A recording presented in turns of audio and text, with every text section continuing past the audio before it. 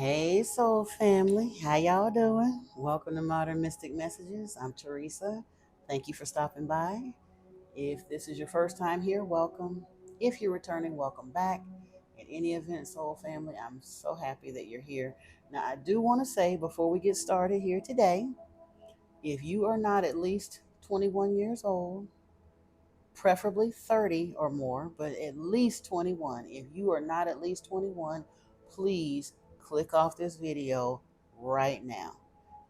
It's not going to be X-rated or anything, so you ain't got to stay trying to wonder about that, but it genuinely does not apply to you at this time. So, yeah, I am going to put at least a 21 plus label on this. And the reason I said 30 plus, because to be honest, the 21 and up crowd can hear this.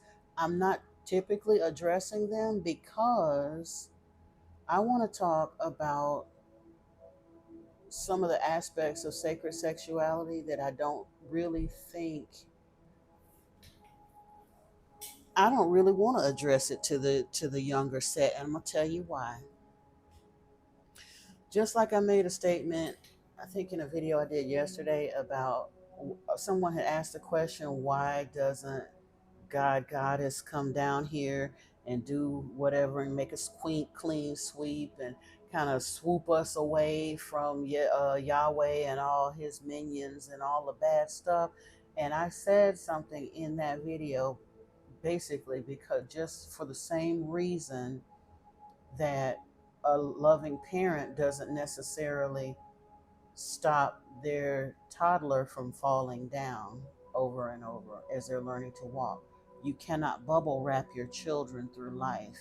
And for that reason, when I'm the things that I'm talking about with sacred sexuality here, I'm not necessarily I'm not advocating those that are under 30 to have to comply with all of this because truthfully, part of the lessons in life is making the mistakes. It just is. How you gonna find divine love, kingdom spouse, divine counterpart, twin flame?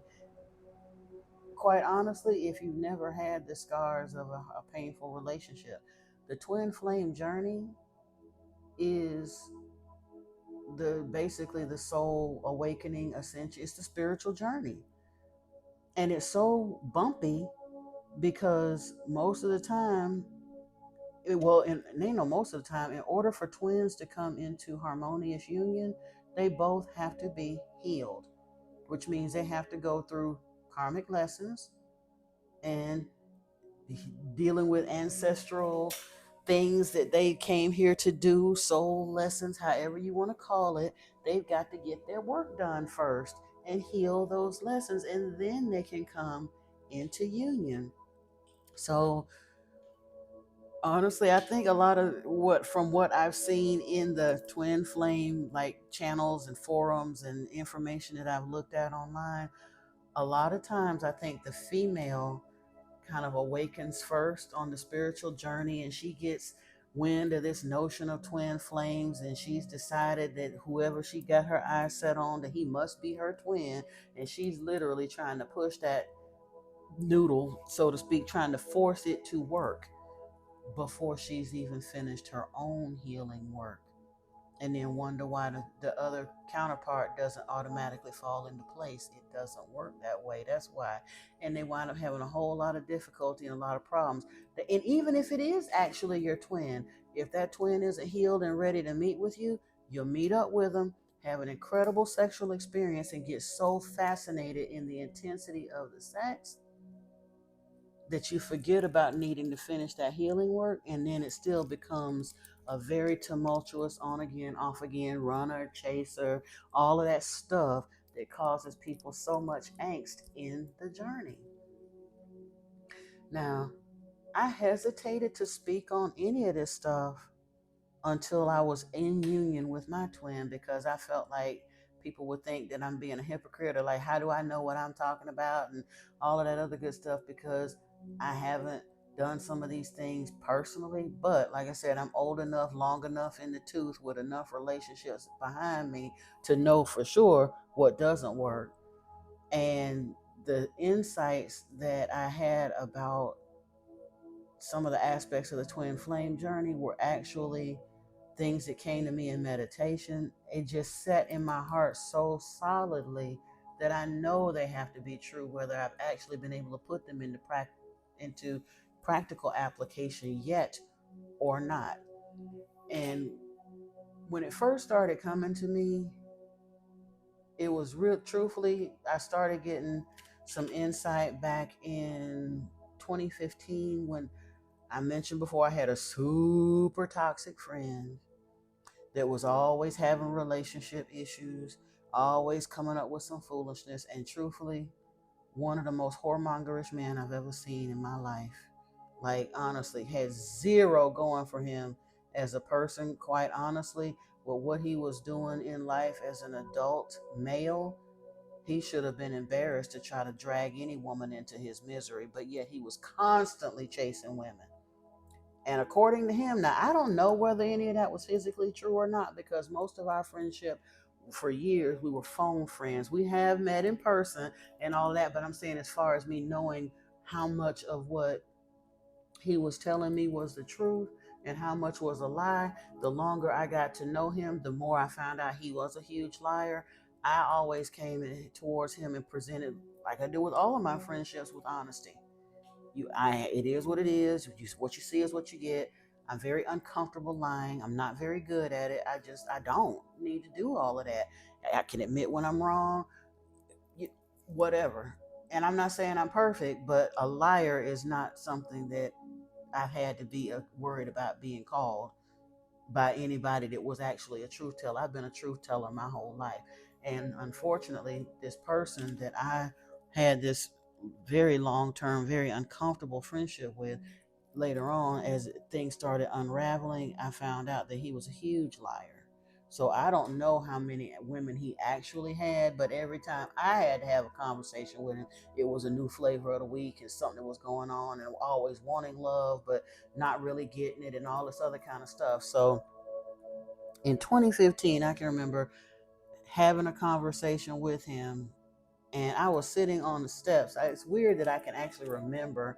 I don't remember exactly what day in 2015 it was, but I remember like sitting on the steps of my apartment and having this conversation. And it really occurred to me that the vast majority of human beings on this planet today have no idea what sex is about or what it could be.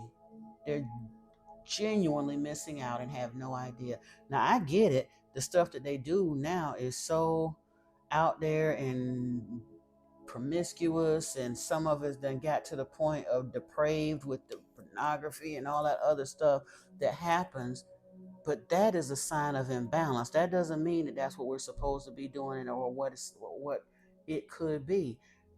We've become so depraved and desensitized due to marketing and programming that teach us animalistic ways of looking at intimate relationships, that we completely miss the fulfillment that can come within sacred relationships. And I do understand that as we're coming into the age of Aquarius and more of the twins are coming into union, divine counterparts are being drawn to each other, kingdom spouses, however you want to call it, there is a call for the rise of the divine feminine. And she's being called not only to acknowledge her divine feminine, but to step into her goddessy, to take care of her temple, which her womb is part of. And I ain't even talking about just from the standpoint of viability for bearing children. That's one thing, because there are some real special divine babies that's going to be coming onto the planet. But even the ones who, for medical reasons or age reasons or whatever else, that the idea of physical birthing may be off the table. And I'm gonna make a quick aside about that too. Again, can't promise nobody nothing. I'm not a healer or whatever, but it has come to my attention. Just because a doctor has told you you cannot have a child, please don't necessarily think that that is a definitive answer.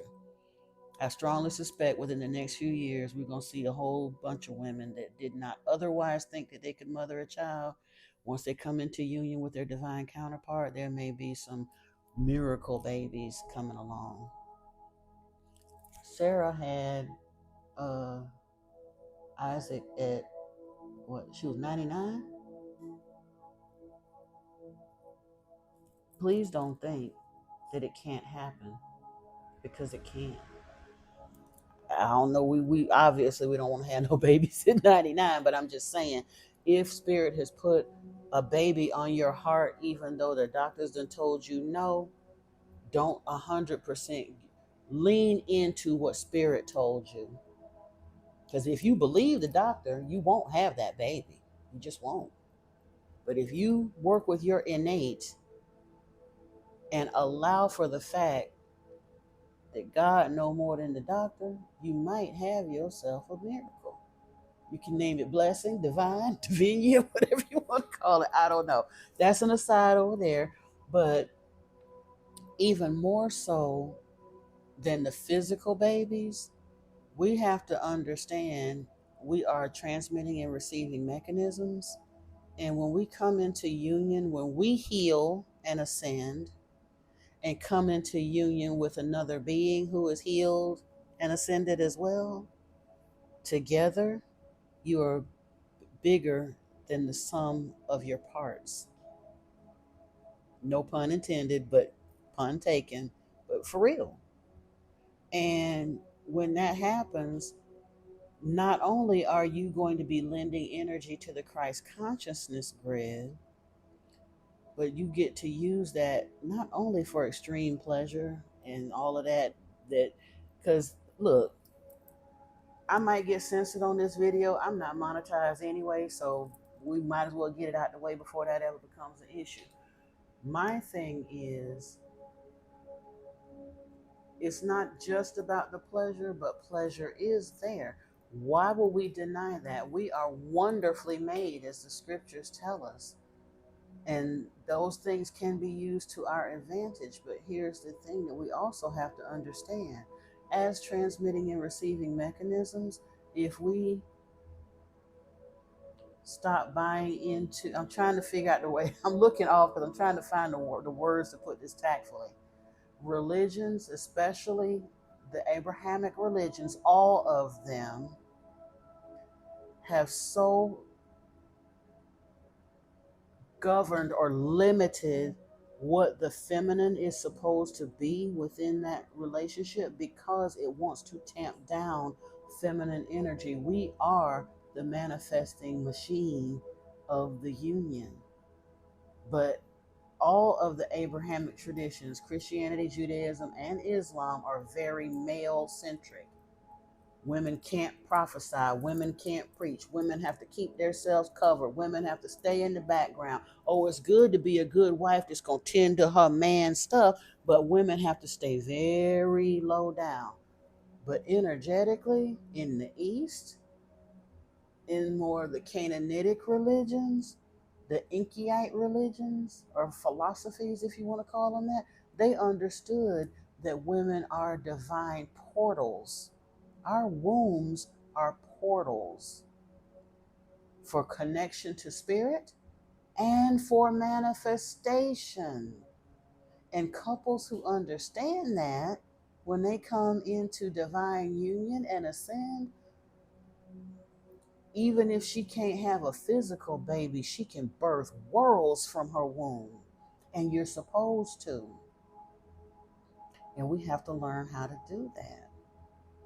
So I'm being called to speak on some of those things. Like I said, I hadn't thought that I was going to do it like anytime soon, but I also am realizing twin flames, divine counterparts, are coming up in my tarot readings more and more, with so many people coming into the channel lately.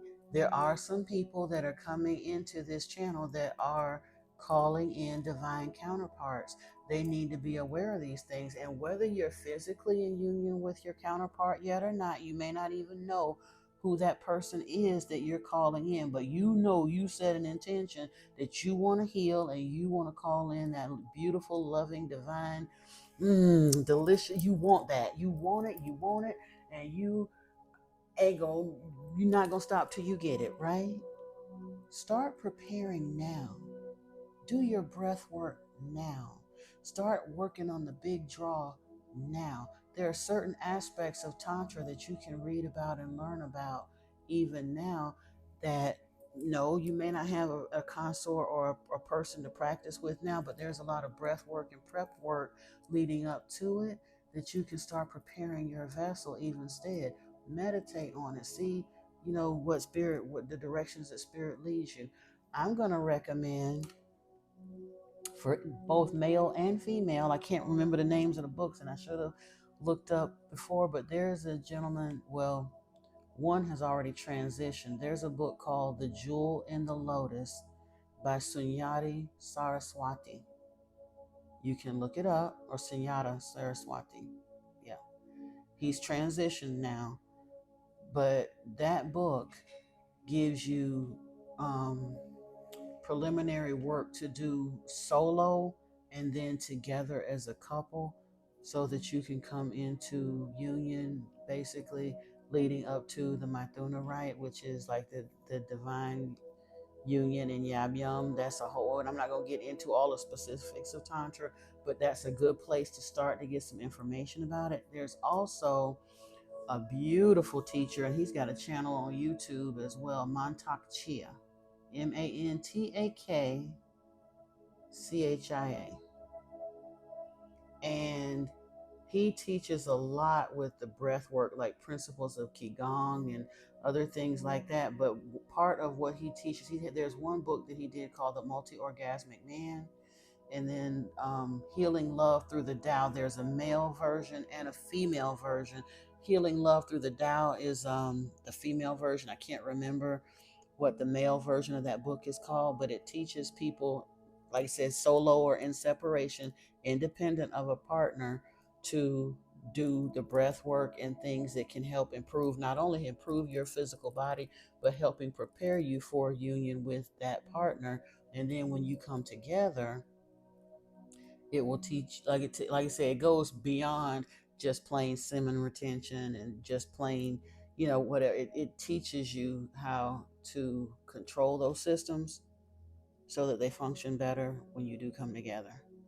And that's something that, like I said, whether you got somebody in your life or not now, those are things that you can look into and start reading about, start doing the solo work so that when you do come into union with that person, I'm not saying you will be ready, because they may have to read and learn and practice too, but you'll have an idea of things that you can encourage them to start learning so that y'all can do. Because here's the thing, and again, I don't know why people get so upset and touchy and they got to censor it and all of that. Because I went on Facebook the other day and saw a short reel of some crazy deranged woman walked up in a convenience store, butt bunky naked with some boots on, talking about getting her stuff off the shelf and this and that. And that can be shown on television. But if I say I'm shown online and on YouTube and Facebook and everywhere else. But if I say the word sexual, then I get a ding. Where does that make sense, people?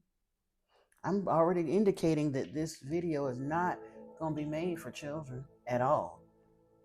And like I said, I don't even want it be made for anybody under the age of 25 or 30, because they're supposed to be out there kind of finding their way in the world and feeling around. And that means that they're going to make their mistakes as far as relationships. That's all part of the learning process that literally prepares you for this. How you going to know what you want if you ain't experienced some of what you don't want first? Very often we manifest from our place of desire from a point of pain. Think about it. Most of the things that you wanted, most of the things that you wanted in life, it was because of something you didn't have or a point of pain. And then once you got clear on what you wanted, you could reach for that, and then it can come to you. So yeah, it just amazes me But, oh, and one of the other things that I wanted to mention with this, especially if you're not already physically in union with a partner, go back and look at Napoleon Hill's book, Think and Grow Rich. I think he wrote that book in 1936. And even back in 1936, he was aware that you can, of sexual transmutation. Now, there's a whole chapter in that book devoted to it, and I'm pretty sure you probably get a bajillion audio copies of it here on YouTube. But there's a chapter in that book about transmutation, and it was initially focused towards men because that was the world they were living in the time period. But please understand that it applies to women too. You can transmute that energy. And I don't think it bears saying necessarily in the conversation we're having here, but I'm going to say it since we're here. Please keep tight control of your, I want to use the correct term, but I'm almost scared of, because, but yeah, your self knowledge, self pleasure practices. Keep that under control. Don't go crazy with that. Choosing a period of celibacy works to your advantage when you preserve that energy. And I'm not saying don't partake in that at all, because, like I said, with sexual transmutation, there is a time and place for it. We don't want to engage with it with pornography. You really don't want that.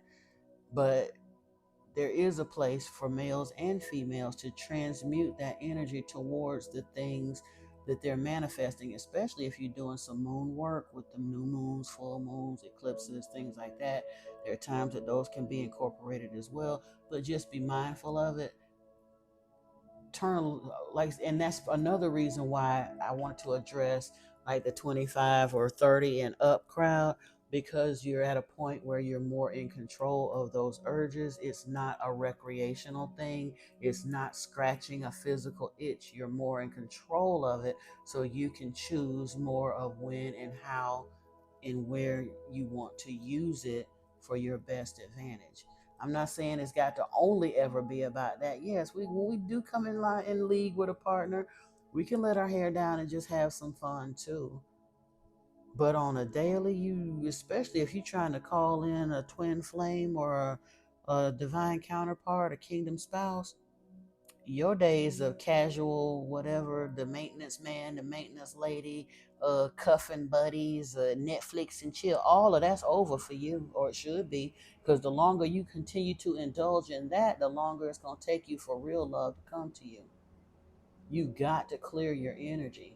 And every time you're physically intimate with someone, there's an energetic bond there. That's one of the reasons why you can break up with somebody and 10 years later they still on your mind. If you never cut those cords, their energy could still be there, especially if you were bound to them for a long time physically. One phone call, hearing their voice, whatever, can set you right back, because there's still an energetic bond there. If you are called to sacred love, casual relationship link ups are should be a thing of the past if you're serious about it. Now, if you just want to sit there and say that you want love, but you got so little self-control that you still over there with the, like I said, the sneaky links, you can sneaky link all you want, but you ain't gonna sneaky link your way to a divine union. You just not. You're fooling yourself if you are. You're standing in the way of your own manifestation if you're trying to manifest love. Learn to control yourself, learn to control your vessel, and transmute that energy to calling in the things that you want, including your partner. It's not just a physical manifestation. If you're calling in, really calling in love, use that energy accordingly. And thank me later. We'll probably talk some more about it later, family, but I just had to get that out there. Like I said, I am aware that there are some folks in the collective that are calling in love. So Spirit said that I got to speak on it sooner rather than later. So if there was something in that message that spoke to you or resonated with you, please give the video a thumbs up and give me a comment. You ain't got to get specific and put all your business out there. I get it. because it is like a little bit of a sensitive topic for some of us, but it's nothing to be embarrassed of. We were given all of those beautiful emotions and nerve endings and body parts and things like that, but we just need to really truly learn who the F we are and how to use them appropriately. That's all. And if you're a god or a goddess, you can't keep casting your pearls before swine. You got to level up and shine up your vessel so that you can call in that counterpart that you know that you're meant to be with and you deserve. That's it. But we're working on a family. In any event, I'm getting ready to scoot now. Again, we do have the tablet one of the Enuma Elish coming up, and I also have a couple of readings on deck that I want to get out of the way, especially since I do know now that there are some folks calling in counterparts. I'm seeing that love and stuff in there, and I love doing love readings, so I will go and get that worked out as well. So look for all of those things coming up on the channel shortly. And I hope to talk to you soon, dear ones. Until then, peace and blessings to you. I love you. Namaste.